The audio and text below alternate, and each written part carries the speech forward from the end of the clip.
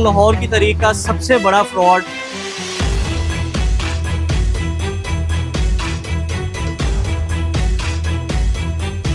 کسی کو نہیں پتا تھا کہ آئندہ 3 سے 4 دن میں کیا ہونے والا ہے.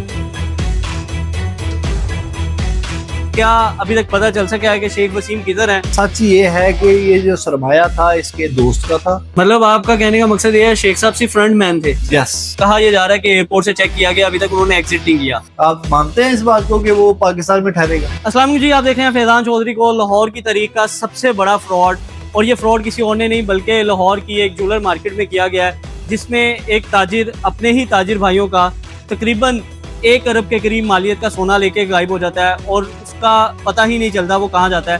یہ اس تاجر کی دکان ہے مدینہ جولر کے نام سے.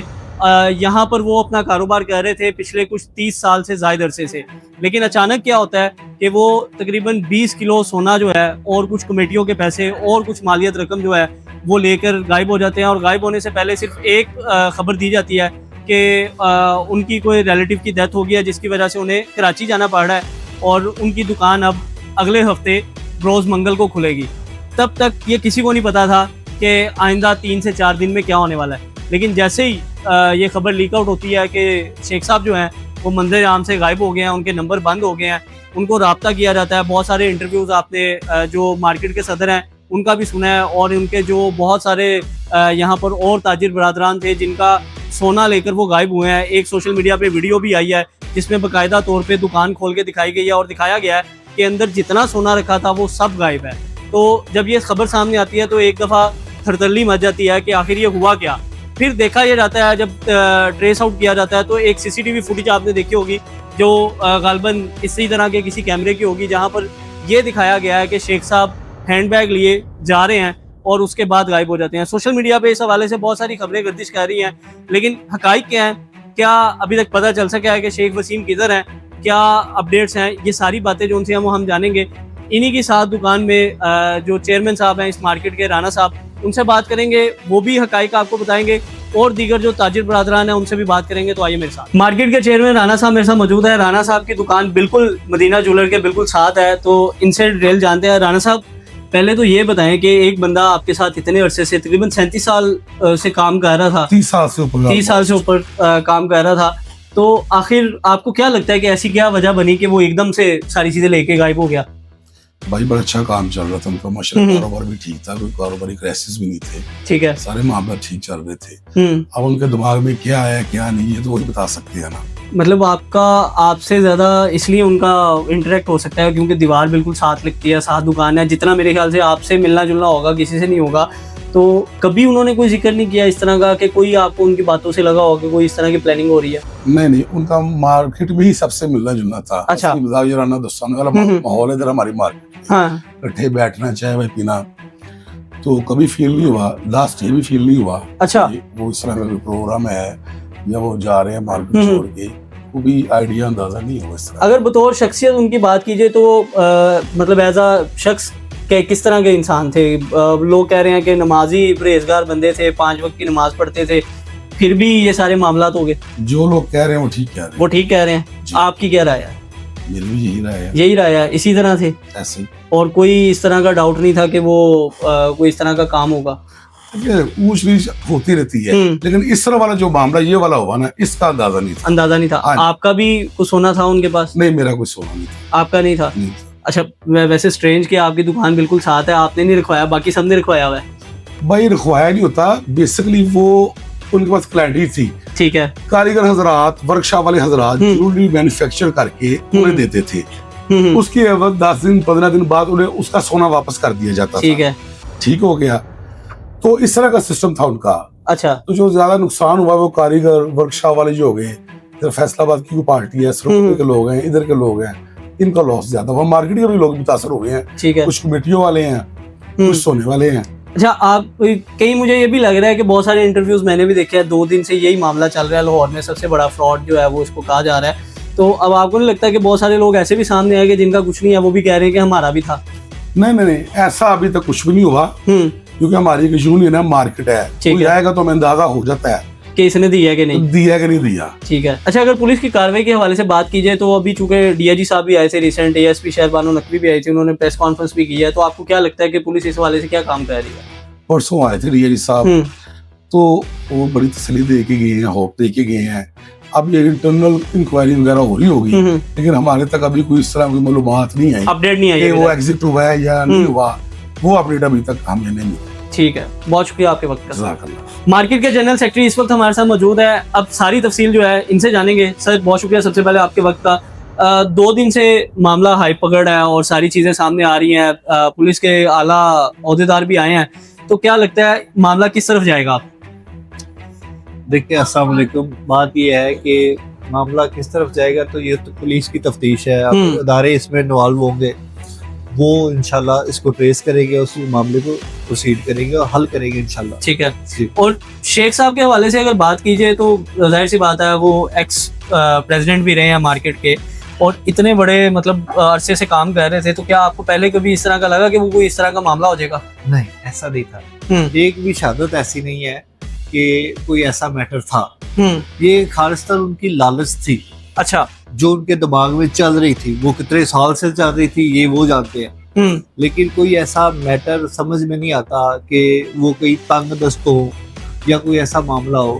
گھر ان کے پاس تھے, گاڑیاں ان کے پاس تھی, زیور ان کے پاس تھا جو لوگوں کا وہ لے کے بھاگے ہیں. اچھا ٹھیک ہے جی, تو ایسا کوئی میٹر نہیں ہے. کوئی پریشان آدمی تھا جو یہاں سے نکل گیا. اچھا بٹی صاحب, 20 کلو کوٹ کیا جا رہا ہے, تقریباً کہ 20 کلو سونا تھا, تو آپ کو کیا لگتا ہے کہ یہ 20 کلو سارا کا سارا لوگوں کا تھا؟ ایگزیکٹلی ایسا ہی. اچھا, اور اس سے پہلے بھی ان کے پاس اتنی ہی کوانٹٹی میں سونا موجود رہتا تھا؟ ایکچولی یہ ایک مل اونر کا بیٹا تھا. اوکے, ٹھیک ہے جی. تو جب اس کا باپ فوت ہو گیا تو اس کے پاس اس کی سرمایہ اس کے پاس آ گیا. وہ تو ہمیں تو یہی پتا تھا کہ سرمایہ اس کا ہے, لیکن سچ یہ ہے کہ یہ جو سرمایہ تھا اس کے دوست کا تھا. جو انیشیل سرمایہ انویسٹ کر کے جو چمک بنائی گئی تھی, ٹھیک ہے, وہ وہ اس کے دوست کا تھا, جس نے سب سے بڑی ایف آئی آر اس کی ہے.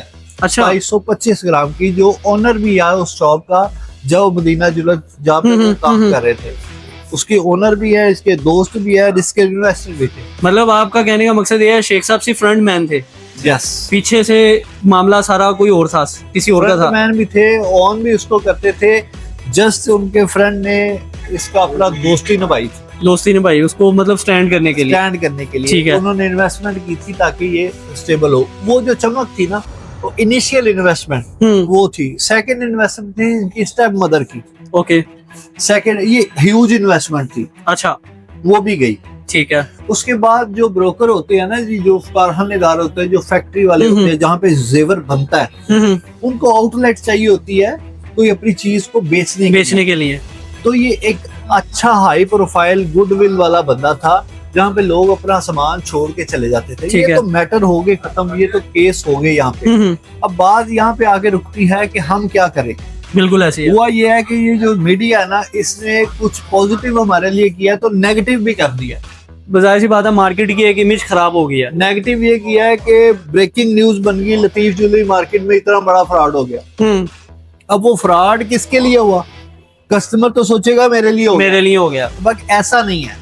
یہ فراڈ دکانداروں کے ساتھ ہوا ہے. انٹرنل فراڈ تھا, انٹرنل معاملہ تھا کہ ایک ہول سیلر اپنے فیکٹری اونر سے یا انویسٹر سے مال لے کے نکل گیا. اس کا کسٹمر سے کوئی تعلق نہیں ہے. ٹھیک ہے, کسٹمر سے میری درخواست ہے, جو پلازے کے کسٹمر ہے جو یہاں پہ آتے تھے, وہ بلا جھجک آئیں. اور یہاں پہ بازار کی جو یونین ہے وہ انشور کرتی ہے کہ ہم پروٹیکٹ کرنے کے لیے بیٹھے ہیں. کسٹمر کا کوئی بھی نقصان اس مارکیٹ میں نہیں ہوگا. اچھا بٹی صاحب, تھوڑا سا شیخ صاحب کے اس کے اوپر ہی بات کرتے ہیں, کیونکہ اس ٹائم مین کلپریٹ وہی ہیں. تو اگر ہم ویسے بات کریں تو کیا آپ کو لگتا ہے کہ شیخ صاحب نے یہ سارا جو کام ڈالا ہے یہ اکیلے ڈالا ہوگا یا پیچھے کوئی ان کے ماسٹر مائنڈ بھی موجود ہوگا؟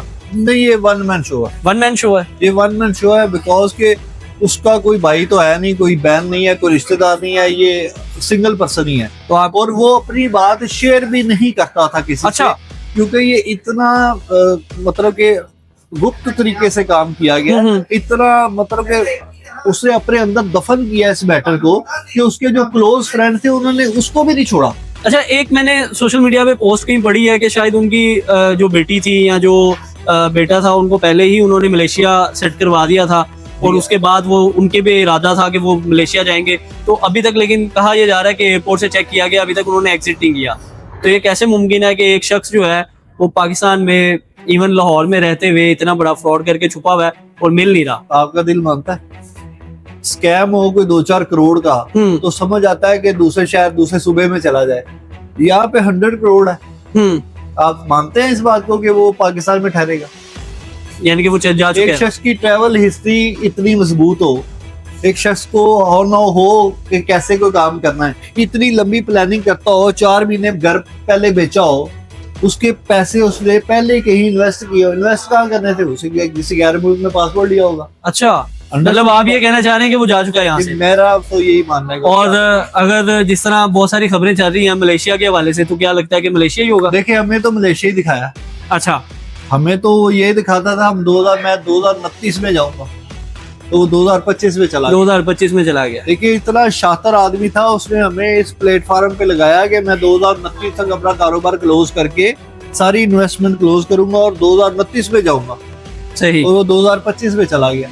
ٹھیک ہے, مطلب تاکہ لوگ 3-4 سال اس کے ساتھ جڑے رہے.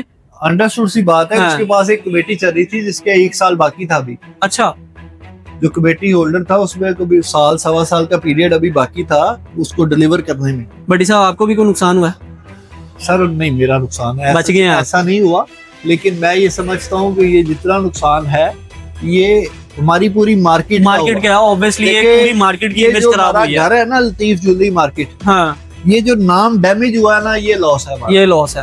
ٹھیک ہے جی. تو یہ لاس میرا خیال ہے کہ مالی لاس سے زیادہ بڑا ہونے جا رہا ہے جیسے میڈیا اس کو پرفارم کر رہا ہے. اچھا, میں بلکہ ایک انٹرویو دیکھ رہا تھا, اس میں یہ بھی کہا گیا کہ اس نے چائے والے کا بھی 65,000 دینا ہے. سر یہ تو چھوٹے چھوٹے معاملات ہیں. وہ چائے والے نے یہ بھی کہا تھا کہ مجھے بارہا اس نے کہا کہ پیسے لے لو, لیکن میں نے کہا یہ اکٹھے لائیں گے. اچھا, ٹھیک ہے. اب وہ چائے والے کو بلا کے تو پیسے نہیں دے سکتا تھا نا, یہ تو ایک جسٹ فور جوک ہے. اچھا, مطلب یہ اس میں کوئی حقیقت نہیں ہے. اور ویسے ایسا نہیں ہے کہ اس نے درستہ کو 65,000 میں روکا تھا اس کا, یہ انسٹیڈنٹ ہے. اب ایسا نہیں وہ کہتا کہ 65,000 لیا تو آ لے جا کہ میں چلا ظاہر سی بات ہے. اچھا, سی سی ٹی وی فوٹیجز لگی ہوئی ہیں, ہر جگہ پہ کیمراز لگے ہوئے ہیں, تو کسی نے ان کو روکا بھی نہیں؟ بھائی اگر وہ چوری کر کے جا رہا ہو نا تو پھر روکا جائے. رات کے اندھیرے میں کسی کی دکان لوٹ رہا ہو تو پھر سی سی ٹی وی کام کرے. ہاں, ایک شخص اپنی دکان سے نکل کے اپنے بیگ لے کے جا رہا ہے تو ہمیں کیا پتا وہ کیا کر کے جا رہا ہے. صحیح. تو گارڈز سارے سرور مار کے سامان اٹھا کے بلکہ اندر چھوڑ کے جائیں گے, اور مطلب وہ نارمل روٹین میں اپنی دکان بند کر کے گئے ہیں اور پھر غائب. جی بالکل. اور جیسے آپ کو پتا ہے کہ اسے سارا معاملہ کہا تھا کہ فوتگی کی وجہ سے بند رہے گی دکان, اس کے بعد کھلی. اور ابھی تک کی اگر ہم کاروائی کی بات کریں تو پولیس کی جانب سے کوئی اپڈیٹ ملی ہے آپ کو کہ ہم نے کچھ ٹریس آؤٹ کر لیا ہے؟ کیونکہ اگر پنجاب پولیس ڈھونڈنا چاہے تو وہ تو کہیں سے بھی کچھ ڈھونڈ لے آتی ہے. بالکل صحیح, ایسا ہی ہے. انشاءاللہ یہ بھی ڈھونڈیں گے. ہاں, دیکھیے اتنے بڑے نام پچھلے 2-4 ماہ میں آپ نے سنے, اگر وہ آ سکتے ہیں تو یہ تو بڑا چھوٹا سا. بالکل ایسے ہی ہے, ملک کوئی بھی ہو کہیں سے بھی جب کوئی آ سکتا ہے, کسی کو لانا ہو تو پھر لے آتے ہیں وہ. بالکل ایسے ہے. تو یہ 2 نام بڑے آپ نے سنے ہوں گے 3 مہینے. بالکل ایسے ہی ہے, وہ آ سکتے ہیں, یہ بھی آ جائیں گے. گڈ ہوپ ہے ہمیں جو ہے نا وہ اپنے اداروں پہ یقین ہے, اور پولیس کوآپریٹ کر رہی ہے ہر طرح سے. ظاہر ہے جو وہ کر سکتے ہیں وہ کریں گے. ابھی انیشلی ہم کہیں کہ 2-4 دن میں وہ سارا کچھ کر کے ہمیں لا کے دے دے, تو ایسا نہیں ہے.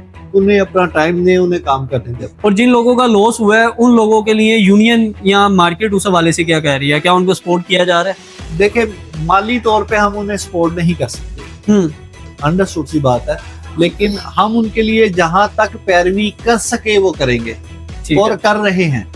ٹھیک ہے, یہ بات ہے. بہت شکریہ سر آپ کے وقت کا. تو یہ ابھی تک کی اپڈیٹ تھی کہ ساری تفصیل جو ہے وہ سامنے آ چکی ہے. بہت سارے انٹرویوز بھی آپ نے آلریڈی دیکھ لیے ہیں, ادارے اپنی کاروائی کر رہے ہیں. اب دیکھنا یہ ہے کہ نتائج کب آتے ہیں, یہ آنے والا وقت بتائے گا. مجھے دیجیے اجازت, اللہ حافظ.